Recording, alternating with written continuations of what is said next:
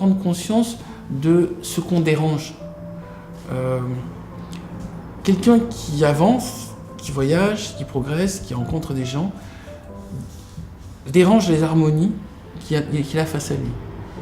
Et une fois qu'on a pris conscience de ça, il faut rétablir les choses. Si j'abîme des plantes pour entrer dans la forêt, pour marcher dans la forêt, peut-être penser en venant chez moi à planter d'autres arbres. Voilà, ça serait cette idée. L'idée, c'est penser toujours que quand on détruit quelque chose, on peut aussi reconstruire à côté. Quand on abîme quelque chose, on peut réparer à côté.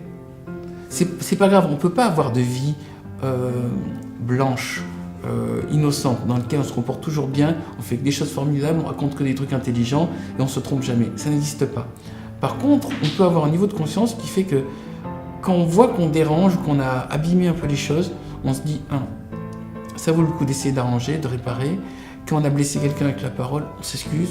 C'est ce genre de choses. Là, mon dernier livre parle du peuple Sénoï.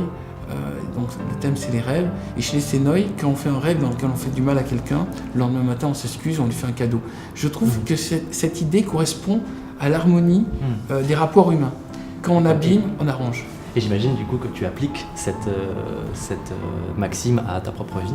Alors, la question c'est, est-ce qu'il t'arrive de rêver de personnes et du coup de t'excuser si jamais c'était pas agréable J'en suis pas encore à ce point-là, mais j'en suis au point de, quand quelqu'un me dit tu as blessé quelqu'un en disant ça, de tout de suite aller voir la personne et lui dire je me rendais pas compte que ça pouvait te faire du mal quand je disais ça, et je m'en excuse et crois bien que ma volonté n'était pas de te faire du mal. Ça, parce qu'il y a des moments... C'était pas intentionnel. Voilà. Il y a des moments où on a des mauvaises habitudes et il y a des moments où on se rend pas compte qu'une parole peut être blessante. Donc j'essaie d'être attentif à ça. Je ne suis pas parfait, je ne suis pas un saint, je suis moi-même en voie d'évolution, c'est-à-dire j'essaie de m'améliorer, mais il me semble que déjà avoir la volonté de faire le moins mal possible, c'est déjà correct.